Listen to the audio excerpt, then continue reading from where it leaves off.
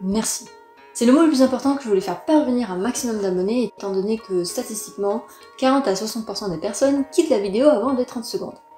Alors je le répète, merci. Chaque abonnement, chaque vue, chaque like, chaque commentaire nourrit positivement l'algorithme YouTube et amène du charbon dans le système de recommandation YouTube.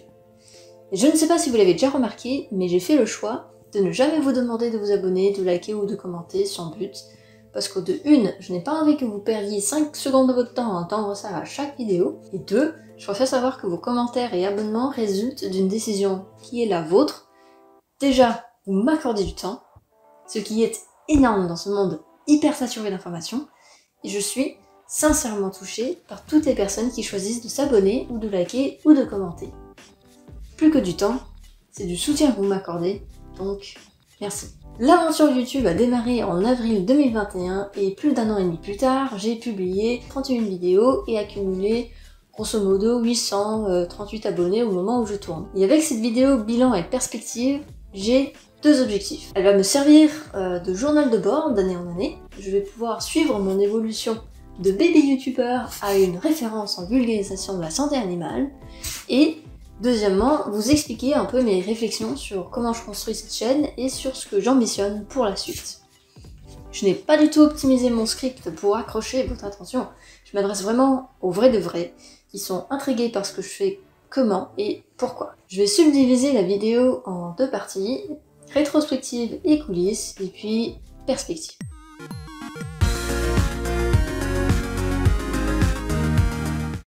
Quand on décide de se lancer, on se lance avec les moyens du bord. J'ai fait une première vidéo crash test en assumant complètement que ça allait être cringe et que y aurait une prestance de 0 sur 10. L'idée de lancer une chaîne YouTube en fait me trottait dans la tête pendant toute ma scolarité en études vétérinaires à Alfort, et j'avais appris le montage vidéo pour des projets servant ma promotion à l'école, et j'ai été pris de passion pour la création de valeur pour autrui, la cinématographie et le montage vidéo. Ensuite, les divers stages en clinique et les 2 dernières années à l'école qui sont vraiment très portés sur la pratique au CHUVA, qui est l'hôpital à l'école, m'ont fait réaliser que la communication du savoir entre vétérinaires et propriétaires n'était pas toujours optimale, et souvent par faute de temps. Et en plus, les propriétaires pris d'émotion ne sont pas forcément dans les meilleures dispositions pour comprendre tout ce qui se passe avec leurs animaux. C'est de là où est venue l'idée de proposer un répertoire d'explications et de conseils sous forme de vidéos où je peux vraiment prendre le temps de rentrer dans les détails, d'illustrer par des exemples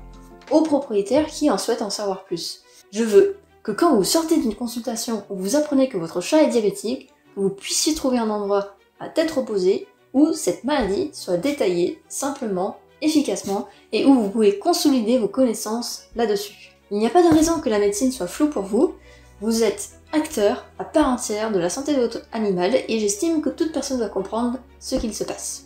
Alors, avant d'arriver aux grandes maladies qui sont des sujets très importants, je veux me perfectionner dans l'élocution, mon style, ma charte graphique, le montage, le script, la qualité du son et la qualité de l'image. Et déjà, en 31 vidéos, il y a eu pas mal d'améliorations. Déjà, l'aisance à l'oral, le son. Est-ce que ton chat griffe? Aujourd'hui, on va voir adopter un chat. Ça y est, vous êtes décidé à chaton nouveau-né. Alors ce n'est pas pour se venger qu'un chat urine en dehors de la litière. Ne pensez pas trop vite qu'adopter un chat adulte, c'est pépère. Les graphismes, les vignettes, la qualité de l'image. Là, je tourne enfin avec ma nouvelle caméra, j'espère que la différence se voit. Je me suis aussi améliorée en script, mais ça c'est plus difficile de vous le montrer. Sachez toutefois que derrière chaque script, il y a en fait une deuxième vétérinaire qui se cache. Cette personne est en voie de devenir une spécialiste renommée en médecine interne. Ce qui fait la force de cette chaîne, c'est donc la qualité des informations que je vous délivre. Et je remercie vivement cette personne qui me tape sur les doigts à chaque fois que j'écris des bêtises, et qui me pousse toujours à aiguiser mon stylo. Et puis, il ne faut pas oublier l'autre contributrice de cette chaîne, sans qui, pardon, je ne sais rien. Maona.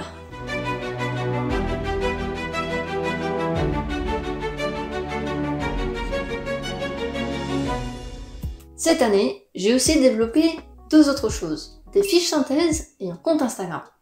Et les deux n'ont pas très bien marché. Les fiches, je vais quand même continuer à en faire quand c'est approprié. Pour y accéder, je demande en retour de répondre à un sondage anonyme. C'est un outil qui me permet d'évaluer la proportion de propriétaires de chats et de chiens. et si je suis réellement en train de communiquer avec ma cible qui sont les nouveaux propriétaires d'animaux. Je pose aussi une dernière question primordiale. Quel est un problème douloureux que vous vivez en tant que propriétaire? Parce que du contenu orienté sur la résolution des problèmes est vachement plus intéressant qu'une vidéo purement orientée, on va dire, transaction d'informations. Et quand on compte Instagram, je mets sur pause pour l'instant parce que c'était pas vraiment rentable au niveau du temps, je ferais 6 heures par post en moyenne, et je vais plutôt concentrer mon énergie ailleurs en attendant. Alors, est-ce que un an plus tard, j'ai avancé dans la mission de construire un pont entre les propriétaires et la médecine portée par les vétérinaires? Je pense que oui. Je m'attaque en priorité à des sujets qui sont recherchés sur Google ou YouTube et qui ont déjà fait leurs preuves sur Internet. Si je veux construire ma chaîne comme une entreprise, alors il faut que je parte des besoins d'une audience. Parce que oui, mon rêve, c'est de devenir entrepreneur. Est-ce que vous connaissez l'ikigai? C'est un concept japonais qu'on peut traduire par raison d'être, de vivre. La version occidentalisée est Soshimara. En gros, notre raison d'être se trouve au croisement de ce que l'on aime, ce pourquoi on est doué, ce pourquoi on est payé et ce dont le monde a besoin. On passe quand même plus de 70% de notre temps à travailler, donc autant que ce travail soit quelque chose que l'on apprécie, qui a du sens, qui nous fait plaisir et qui nous permet de grandir. Aujourd'hui avec cette chaîne, je suis là. Et mon but pour l'année prochaine, c'est de commencer à être rémunéré pour cette valeur que j'apporte au monde. Parce que si je suis payée, alors ça veut dire que je peux passer plus de temps sur cette chaîne et donc donner nettement plus de valeur à ma communauté. Aujourd'hui, YouTube, c'est quelque chose que je fais sur mon temps libre, d'où l'irrégularité. Mon travail à temps plein, c'est, on va dire, de la rédaction médicale et de la gestion de projet. J'en dis pas plus parce que je veux préserver mon identité aussi longtemps que je le puisse. Si je travaillais en clinique, alors le volume horaire aurait été radicalement différent et j'aurais éprouvé beaucoup plus de difficultés à construire cette chaîne. Alors l'équilibre de vie est important pour moi et j'ai donc choisi de m'orienter vers la vulgarisation scientifique.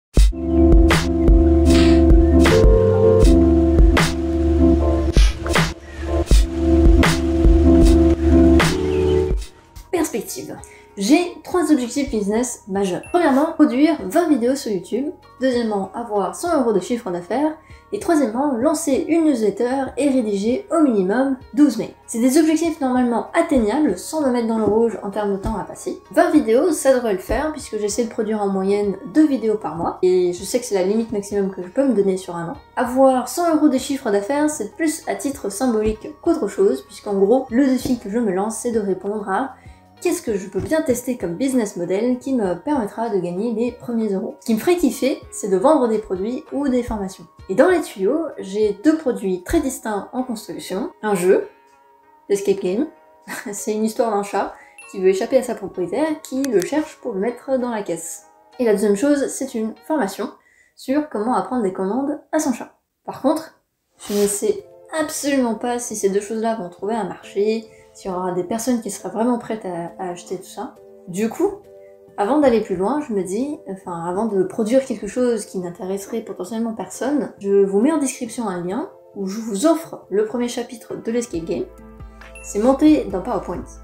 Et je vous assure, c'est très plaisant à jouer. Comme ça, vous voyez les décors, les mécaniques de jeu, et vous pouvez vous faire votre propre avis là-dessus. En gros, j'aimerais vous proposer une expérience fun et drôle, centrée sur un chat, évidemment. Et je suis un très grand fan d'Escape Game et des jeux de logique, mais j'aimerais bien avoir vos avis là-dessus. Je mets un sondage en description. Est-ce que ça vaut la peine d'aller jusqu'au bout, de faire en sorte que l'aventure dure 1 heure? Et pour la formation sur comment éduquer un chat, voici un petit teasing. J'ai réussi à apprendre à main en main à donner la patte. Papate? Allez, un peu plus. Oui, c'est bien, tiens. Top là? Un petit effort, top là. Oui, c'est bien, oui, tiens. Ah, c'est trop bien. Alors, il lui reste désormais 2 tours à apprendre et je pourrai monter tout ça dans un joli package structuré pour toutes les personnes qui ont la flemme de regarder 50 vidéos YouTube sur comment, pour trouver les bonnes informations et pour tester un peu au hasard. Et pareil, je mets un sondage en description. Je vous partage le plan de la formation et dites-moi si vous aimeriez être tenu au courant de quand ça sort. Déjà, si j'arrive à faire ces 2 choses-là cette année, ce serait énorme. Et puis ensuite, troisième objectif, ce serait pour moi de lancer une newsletter dans laquelle j'injecterai 3 types de contenus. Des conseils croustillants relatifs à la santé animale, des nouvelles quand les vidéos sont sorties, et des séquences de promotion de produits lorsqu'ils sortiront. J'aimerais avoir une ligne de communication directe avec vous qui ne dépend pas d'algorithmes, et le but serait toujours de vous apporter évidemment de la valeur ajoutée, pas de vous spammer. Je mets un lien en description pour vous y inscrire à cette newsletter si vous le souhaitez, et évidemment vous pouvez vous désinscrire à tout moment. Voilà, vous savez maintenant les perspectives à court terme et à long terme. Mon rêve, ce serait de faire de la création de contenu ma profession, pas juste YouTube. Et j'aimerais monter tout ça dans un système avec, on va dire, 90% de contenu gratuit et 10% de contenu payant. En faire une entreprise serait une passion. Pour moi, l'un n'exclut pas l'autre. Ma mission, c'est de vous aider à rendre les animaux de compagnie heureux et préserver leur santé. Ma vision, c'est de motiver 100 000 propriétaires d'animaux à optimiser le lieu de vie de leurs animaux et à suivre les plans de prévention proposés par les vétérinaires. Et ça, en commençant par moi-même, je l'avoue, Mahona a clairement pas assez de jouets chez elle, et je vais me lancer dans la recherche de jouets écologiquement responsables, si ça existe, je sais pas, mais il faut que j'achète des trucs. Alors j'en profite juste pour faire un rapide aparté, parce que au départ j'avais prévu une troisième partie à cette vidéo qui est réponse à des questions que vous aurez relatives à cette chaîne. J'avais posté en fin d'année 2 commentaires dans l'onglet communauté pour voir si vous aurez des questions ou pas à me poser. Au final, bon, je me doutais un peu, ça allait pas être très visible. J'ai pas eu de questions spécifiques relatives à cette chaîne, mais malgré tout j'ai quand même eu 2 commentaires que j'aimerais juste traiter là rapidement pour ne pas laisser tomber à l'oubli. Le premier commentaire c'est de Jicola qui me dit merci et joyeux Noël, donc pareil, très bonne année à vous et à votre famille.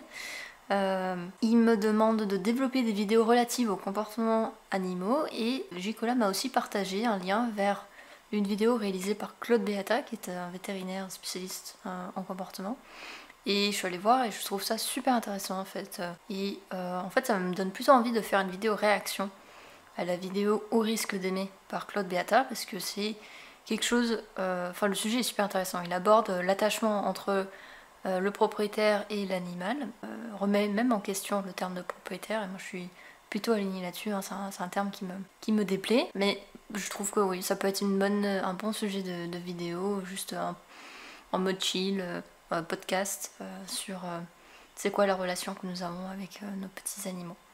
Donc merci pour l'idée, et je vais voir si je serai en mesure de le faire à un moment donné, cette année. Et puis deuxième question qui a été posée par notre abonné qui s'appelle Ignatius K. Riley, qui pose une question plutôt d'ordre scientifique sur la rémanence des antiparasitaires. Plus spécifiquement, qu'en est-il sur l'élimination des produits antiparasitaires à travers les urines? Quelle est l'action sur l'environnement? S'il y a des études ou pas à ce sujet? Et question du coup super intéressante, et je pense qu'effectivement ça mérite d'être creusé proprement. Là je peux pas répondre en une petite minute, mais je pense que une vidéo spécifique dédiée aux produits antiparasitaires avec exploration de cette question sur le sujet de la rémanence des produits antiparasitaires. Donc je vais me pencher là-dessus et je répondrai à un autre moment si ça vous va. Merci Ignatius Carelli pour la question, et puis très bonne année aussi. Merci pour votre soutien et pour cette idée de vidéo. Je me laisse donc avec l'autre moi. Encore une fois, merci à tous ceux qui me suivent de près ou de loin, et à tous ceux qui m'apportent régulièrement de l'attention, du soutien. Ça me va droit au cœur, et ça me motive évidemment pour continuer. Très bonne année à tous, et à tous les patounes.